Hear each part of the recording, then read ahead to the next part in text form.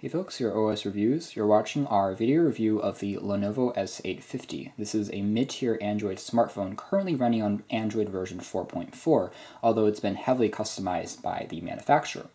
In terms of design, it's kind of unique because it has a double-sided glass finish. It's made out of Gorilla Glass 3 on both sides, and definitely catches the eye. And for a rather budget-oriented unlocked smartphone that sells for under $150 online, I think it's a pretty attractive overall. What's kind of interesting is that the back logo, the Lenovo logo here, also lights up once you have a new call, a new text message, or you can set it to be always on through the settings. So it's a notification light that's kind of interesting.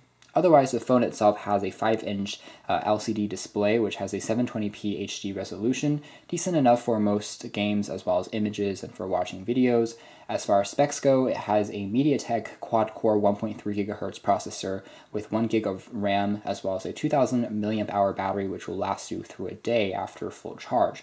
The RAM is a bit on the lower side of the spectrum. We would have liked to see 2 gigs as we head into mid-2016, 2017 here, but if you're not playing back too many games and too many apps open at the same time, you should still be fine.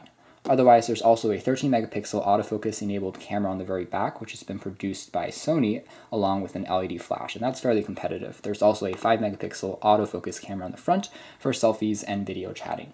From a design perspective, we do like what Lenovo did here with the S850. Again, it looks pretty attractive and modern, a little bit on the lightweight side of the spectrum because the rim is made out of plastic as opposed to, let's say, metal.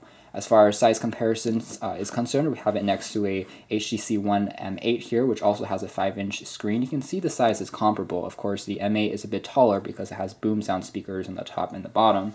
There's also something like the Fecom Passion 660, another 5-inch phone. You can see they're quite similar in terms of the overall dimensions. Definitely something very pocketable and easy to carry around when you're traveling. So taking a closer look at the design next, you can see you have access to capacitive keys on the very bottom of the unit. They do light up under darker environments. You can still see them, which is a definite plus. And this is also a dual SIM phone, so it supports 2 micro SIMs. It's a quad band device, so even if you're traveling, you can just pop in another SIM card and you're good to go. The speaker is also conveniently located on the left-hand spine, which I think is better than being on the very back of the phone because it's easily covered up when you set it onto a table or you hold it. Still not as nice as a front blasting speaker, but close enough, I'd say, for a mid-tier device. The top also features access to a micro USB port for charging, takes about 2 hours to complete, along with a 3.5mm headphone jack. The other side features access to a power on-off switch, which is pretty conveniently located and tactile and responsive, along with a volume rocker on the very top. And that's basically it, a very clean presentation. Because of the glass finish on the back, which is very shiny and definitely attracts a lot of fingerprints, so you definitely need to clean this after you use it once in a while. You can see that the back isn't fully removable, so that means you can't swap out the battery, which is a little bit of a downside. You also can't pop in a micro SD card, so that means that the memory built in, 16 gigabytes, is all you're going to get. So before jumping into the software side of things, I'll briefly mention that there are 3 color schemes that the S850 comes in. The blue and black version you see here, it also comes in white as well as pink, so you can choose the one that you like the most. The glass on the very back is also slightly curved and tapers off at the edges, which makes it feel slightly more premium when you're holding the phone in the hand. Turning the unit on, you can use the mechanical switch on the side, or you can use several of Lenovo's built-in gestures. For instance, on the very bottom row of the screen, you can simply slide, and that automatically takes you into the main home screen of the phone without having to go through the lock screen process. You can see here, once we go into the main home screen, that like a lot of Chinese OEMs, Lenovo has dumped the universal app drawer, so you won't find access to a collective number of apps. Instead, it's quite similar to iOS in the sense that you have unlimited home screens to populate with your favorite applications, widgets, and folders.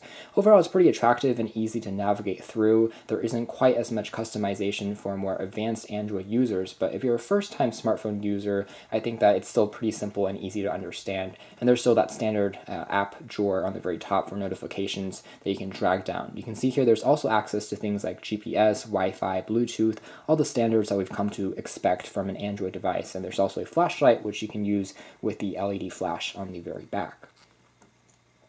Long pressing on the home key on the very bottom also brings up the multitasking menu, which has again been customized by Lenovo. You can turn on or off or jump back into the applications you currently have open, or you can slide up to basically delete them and clear up a bit of RAM. Again, we're going to check out some of the features next. We're going to jump into the camera. And at 13 megapixels, it's a pretty decent camera, I'd say. Not the best camera in the world, but a solid one. And because the screen here is quite bright and vibrant, images remain pretty sharp and focused.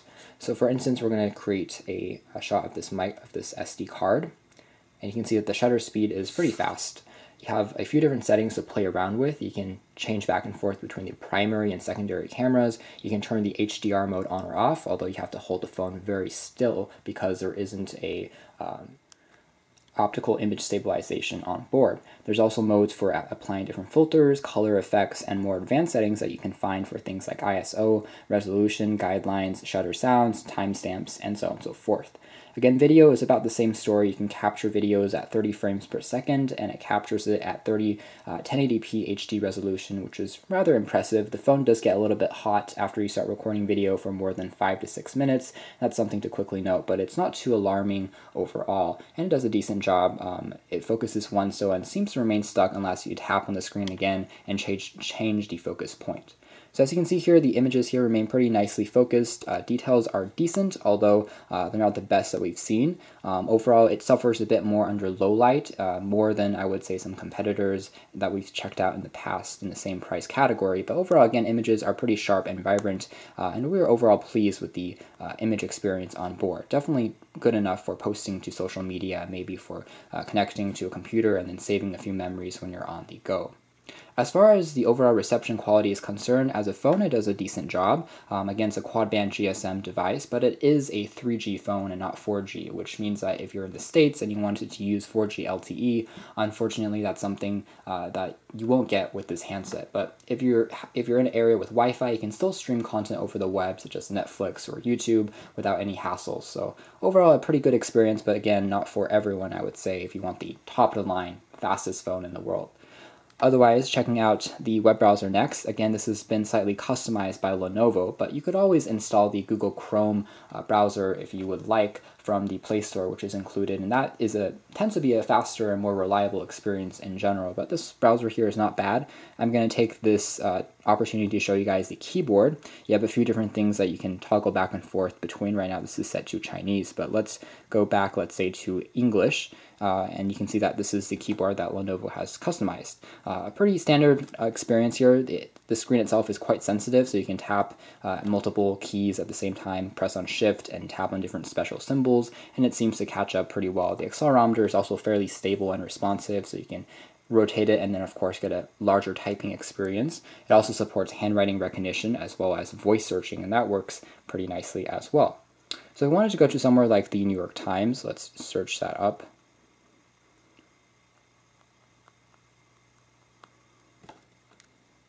And you can see that Baidu is the default browser that's been set on this phone, likely because, again, this is a device that was imported directly from China, and again, Google services are banned in China, but it still is quite simple to, again, download your favorite apps that you need to find. It just takes a bit more of extra time when you first take the phone out of the box. It's going to load the mobile site version first, but we can always set it back to the desktop version by tapping on the View Desktop icon down below here. You can see that it's going to load up after a few seconds, so really not bad at all. The New York Times is a benchmark for more complex pages because it has a ton of different graphical elements that are challenging for phones with more limited processors, and impressively for a budget-oriented phone. So overall it works pretty well. You can pinch and zoom and text does reflow, and overall pretty lucid in experience. So a decent web browsing experience. It's definitely going to be capable of watching a few built-in Flash elements as well directly. You can interact with the various page elements, watch a few video clips directly from the web browser, and that's really no issue at all. So you also notice that Lenovo has built in a suite of its own multimedia apps, inclusive of its own video player, which works, I would say, pretty well. It's slightly different in the sense that you can also search for a video by title. You can also directly launch into the camcorder by tapping on the icon on the left. So they have a few different sample clips. Let's play one, for instance. And this is also a good opportunity to check out the speaker.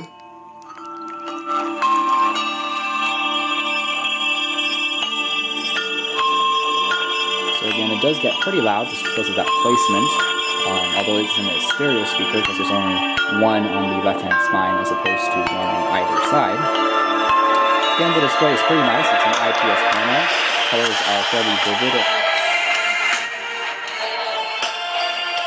That being said, sometimes if you look at the screen at too extreme of an angle, it does lose saturation, but overall not bad, and brightness seems to be quite average, so still viewable under direct sunlight and moderate indoor lighting as well.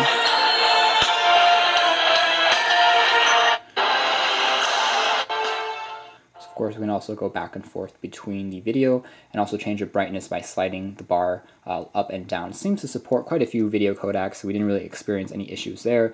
And you can play up to 1080p HD videos without any issues. Of course, the screen is only capable of 720p HD resolution. So checking out some other things on here, the calculator, again, a few other apps have been slightly tweaked as far as how they look by the manufacturer.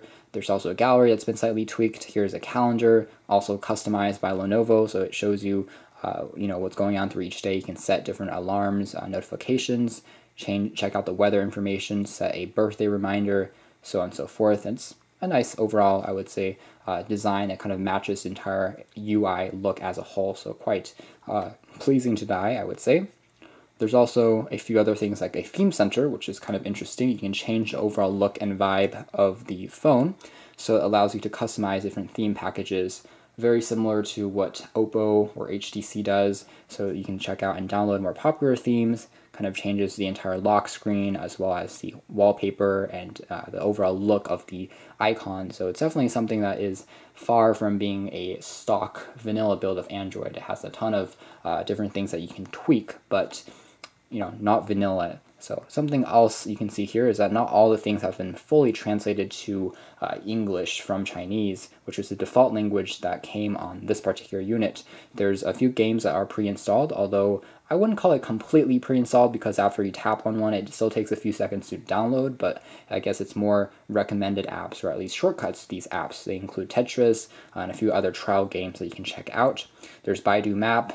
Again, if you want Google Maps, you have to download that yourself, but not really a huge issue. And there's also a few other additions like Baidu Searching. There's another QQ browser.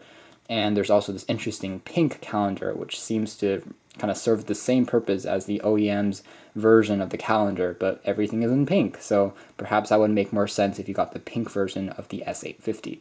Finally, there's some other more useful utility apps, such as a voice recorder, a power manager, a Lenote, which allows you to jot down quick notifications in a format that is pretty similar to what Samsung has done. So it allows you to do something like type in a text, do voice recording, as well as insert some footnotes. Overall, it's a pretty nice way to do some productivity when on the go. So I would say that at the end of the day, the Lenovo S850, it's a pretty compelling mid-tier Android smartphone just because it has a very attractive design and performance. Even though it's not top of the line, I think it's good enough for most folks. It's certainly no slouch with a quad-core processor, and a 13-megapixel camera on the back also does a pretty good job. I will say, though, that this is a huge fingerprint magnet, so it's not going to please everyone as far as the design is concerned, but it also is quite unique and eye-catching, something you don't see quite a lot for a budget-oriented phone. I think that Lenovo has done a pretty good job to stand out from the crowd in this department. So you can see from the settings here again, if I tap on About Phone, system updates, as well as the version information, we indeed are currently on Android version 4.4.2. So that is KitKat installed on board. So you can always check out more details about the Lenovo S850 in our full written review, but for now this has been our video, and we are going to give this phone 2 thumbs up, but again, it should be for folks who maybe want a backup phone or don't really need the most powerful phone in the world. They want something compact. I still think that 5 inches is the perfect screen size because it manages to allow you to view videos and browse the web with ease. At the same time, it allows you to easily tuck the phone away in a pocket or into a bag when you're traveling. So this one seems to fit that bill and has a nice display. It has pretty good specs for the price, and overall, again, a very compelling design. Thanks for watching this video review here at OS Reviews. This has been the Lenovo S850.